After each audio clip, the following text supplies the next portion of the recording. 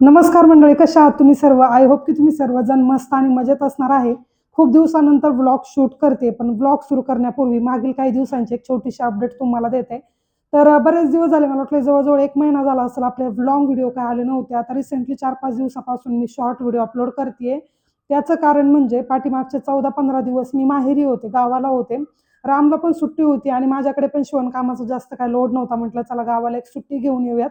तर तिकडून आल्यानंतर नेक्स्ट का थर्ड डेज माझ्या सासूबाई इकडे आल्या होत्या. त्या पण 5 ते 6 दिवस होत्या. त्यामुळे 3-4 दिवस सारखं फिरणं चाललं होतं आणि तो जो एक थकवा असतो तो काही अंगामधून जातच नव्हता. म्हटलं थोडासा प्रॉपर आराम करूयात. आराम कुठे करत नाहीत, तेच आली जवळ वटपौर्णिमा. त्यामुळे शिवणकामाचा प्रचंड लोड आणि मला असं वाटलं की व्हिडिओपेक्षा आता शिवणकाम वेळेवरती देणं खूप महत्त्वाचं आहे. कारण की पाठीमागच्या वर्षीच्या 2 दिवाळी असतील, गुढीपाडवा असतील, कोणताही सण येऊ त्यावेळेस मी नेमकीच आजारी पडते असं होतं.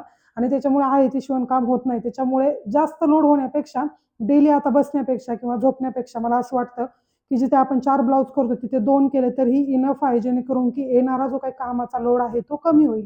याच्यामुळे शिवणकामाकडे प्रॉपर लक्ष होतं. लाईव्ह सुद्धा घेण्याचा प्रयत्न करूयात. परंतु काय होतं, राम ज्यावेळेस स्कूलमधून येतो 12 वाजता त्यानंतर त्याला थोडासा मोबाईल मी देते. म्हणते चला जाऊ दे, दिवसभर काय मी देत नाही. एक अर्धा पाऊण तास आणि त्याच्यानंतर मग संध्याकाळी पण देते थोडा वेळ. आणि त्याच्यानंतर मग त्याचं खाणं असेल, त्याचं झोपणं असेल, झोपायला तो 3:30-4 वाजवतो. त्याच्यामुळे मला दुपारचा लाईव्ह पण स्टार्ट करता येत नाही. सो त्याचं रुटीन बसायला अजून थोडेसे दिवस जातील. पण तो एकदम सेट झाला, की मग आपण आपल्या रुटीनला लागूयात. तसं तर त्याची जशी स्कूल स्टार्ट झाली आणि त्याच्यामुळे मी त्याच्याकडे जास्त अटेन्शन देते. कारण की त्यांना आता होमवर्क वगैरे द्यायला सुद्धा स्टार्ट झालेत. जास्त काही नाही, स्टँडिंग, स्लीपिंग लाईन ह्या सर्व गोष्टी असतात आणि बाकी त्यांचे थोडेफार इव्हेंट्स पण आहेत आता. जसं की योगा डे आहे किंवा फादर्स डे आहे. त्याच्यामुळे ती पण एक म्हणजे आपण म्हणतो ना, की चला ती पण एक घाई आपल्या मागे आहे आणि मी त्याच्याकडे लक्ष देते प्रॉपर. तोही एन्जॉय करतोय. सकाळी लवकर उठतो 7, 7:15 ला. "मम्मा माझं आवरून दे, मला जाऊ दे." असं म्हणजे त्याचं चालू असतं. टिफिनला काय देते ते प्रॉपर चेक करतोय. ते सर्व मी रुटीन जे आहे ते एखाद्या व्हिडिओमध्ये तुमच्याबरोबर नक्कीच शेअर करेल, की कशा पद्धतीने रामच्या स्कूलचं रुटीन आहे किंवा तो गेल्यानंतर माझं कसं रुटीन असतं. ह्या सर्व गोष्टी आता हे क्विक अपडेट झालं पाठीमागच्या काही दिवसांचं. हा लाँग व्हिडिओ शूट करण्यापूर्वी मी एक शॉर्ट व्हिडिओ अपलोड केला. त्याच्यामध्ये की कप साईज कशा सिलेक्ट करायची याबद्दल मी माहिती दिलेली आहे. याच्या आधीच तो आपला व्हिडिओ आलेला आहे. सो तुम्ही अजून जरी पाहिला नसेल तर नक्की पहा. त्याच्यामध्ये मी प्रॉपर डिटेलमध्ये सांगितलेलं आहे, की कप कशा पद्धतीने यूज करायचे. या व्यतिरिक्त जर अजून काही प्रश्न असेल तर मला नक्की कमेंट करा. त्यावरती मी व्हिडिओ बनवण्याचा नक्कीच प्रयत्न करेल.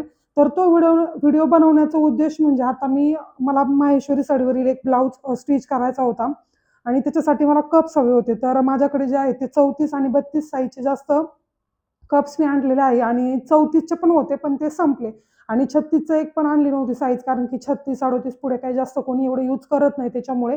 पण आता रिसेंटली असं झालं, की मला त्याच साईजमध्ये जास्त लागते. सो आता मी 2 विकत आणलेत. एक 36 साईज आणि एक 38 साईज. सो दोन्ही पण मला वेगवेगळ्या कंपनीचे भेटलेत. त्याच्यामुळे म्हटलं, की त्याच्यावरती एक प्रॉपर व्हिडिओ बनवूया, जेणेकरून की क्वालिटी वगैरे कसं चेक करायचं तेही कळेल. आणि जो काही व्हाईट कप मी तुम्हाला व्हिडिओमध्ये दाखवला, त्या व्यतिरिक्त जर तुम्ही स्किन कलरमध्ये सुद्धा कप्स येतात, ते सुद्धा चांगली क्वालिटी असते. याच्यापेक्षा ते थोडं प्राइसी असतात, पण क्वालिटी ओव्हरऑल छान असते. त्याच्यामुळे ते सुद्धा तुम्ही बाय करू शकता. जर नेक्स्ट टाईम मी जर आणलं मार्केटमधून तर नक्की तुमच्याबरोबर व्हिडिओमध्ये शेअर करेल. आणि अजून एक गोष्ट मला तुमच्याबरोबर शेअर करायची होती. तर काही दिवसांपूर्वी पहा, मी होलसेलमध्ये मटेरियल आणलं होतं. त्याच्यामध्ये मी धनश्रीच्या धाग्याचे रेड कलरचे, जे की सेंटीमीटरने त्याचा धागा कमी असतो, म्हणजे लांबीने कमी असतो आणि जो काही आपला मोठा धनश्रीचा बॉक्स होतो त्याच्या हाफ प्राईसमध्ये आपल्याला तो धाग्याचा बॉक्स मिळतो. तर त्याच्यामध्ये काय झालं, 3 बॉक्स मी आणले होते आणि त्या 3 मध्ये एका बॉक्समध्ये त्यांनी 4 कंपनीचे वेगवेगळे धागे त्याच्यामध्ये टाकले. त्याच्यामध्ये मून कंपनीचा टाकलाय, जी की एकदम थर्ड क्लास क्वालिटी आहे. अजिबात सुद्धा चांगला धागा नाही. त्याच्यामध्ये स्पिनचा एक टाकलाय, पॉलिस्टरचा टाकलाय, त्यानंतर धनश्रीचे काही आहेत, असे 4-5 प्रकारचे धागे त्यांनी त्या बॉक्समध्ये टाकून दिलेत.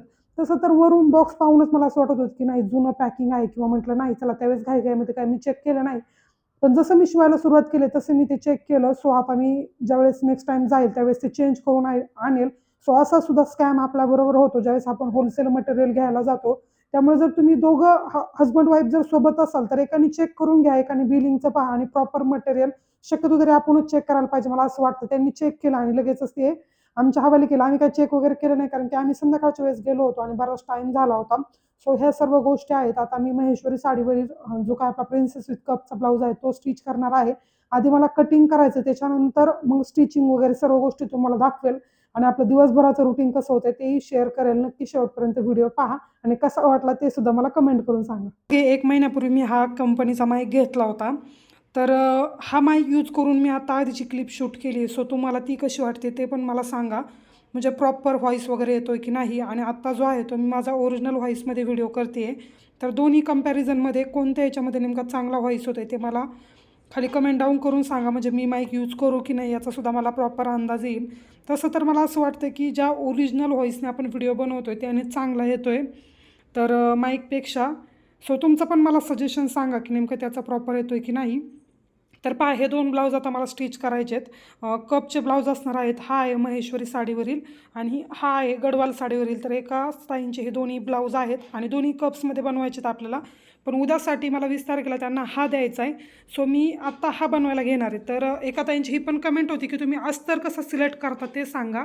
म्हणजे प्रॉपर जर तुम्हाला तागे वगैरे घ्यायचे असतील तर कशा पद्धतीने अस्तर वगैरे घेता आणि कलर कोणते घ्यायचे ते कसे चूज करायचे ते सांगा. तर जास्त काही नाही, फक्त पहा असे गुलाबी, लाल कलर, चॉकलेटी, ब्लॅक, बॉटल ग्रीन आणि पेस्टल कलरमध्ये जास्त काय ब्लाऊज नसतात. सो तुम्ही डार्क कलरमध्ये जास्त अस्तर घेऊ शकता.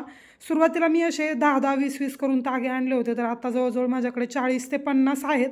बाकी इकडे बाजूला काही ठेवलेत आणि पलीकडे कपाटामध्ये काही ठेवलेत, जेणेकरून की ते जास्त धूळ येते आणि खराब होतात. लागले तर मी पलीकडच्या बाजूने किंवा इकडून टेबलमधून सुद्धा घेत असते. बाकी जे काही उरलेले आहेत ते मी इथे ठेवलेले आहेत.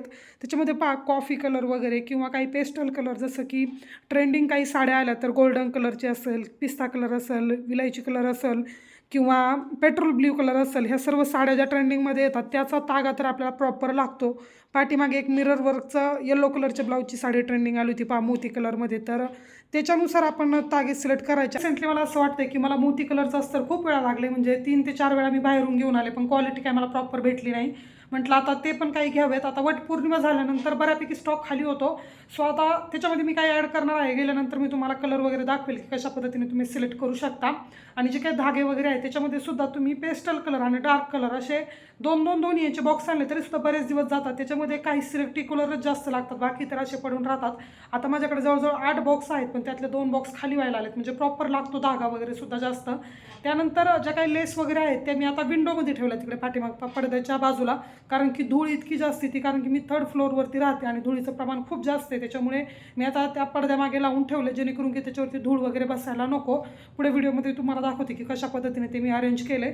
सुरुवातीला ह्या बाजूला मी ते मशीन वगैरे ठेवल्या होत्या पण आता चेंज केलं, जेणेकरून की एक नवीन फ्रेशनेस येतो नाही का, कामामध्ये पण एनर्जी येते, त्यामुळे छान वाटतं अशा पद्धतीने.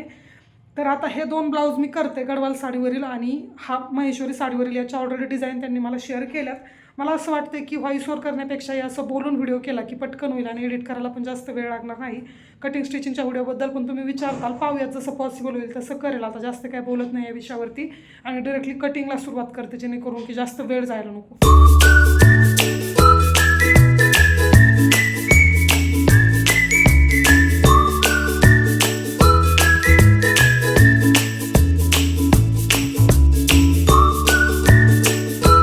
कालचा ब्लॉग मी आज कंटिन्यू करते, कारण की काल बाहेरचं एक काम निघलं आणि तिकडे गेल्यानंतर बराच वेळ झाला. आल्यानंतर मग रामला झोपवलं आणि काय ब्लॉग कंटिन्यू केलाच नाही. फक्त हे जे 2 ब्लाऊज होते ते केले कंप्लीट आणि बराच वेळ गेला मला ह्या ब्लाऊजला, कारण की जसं डिझाईन असेल तसा वेळ लागतो.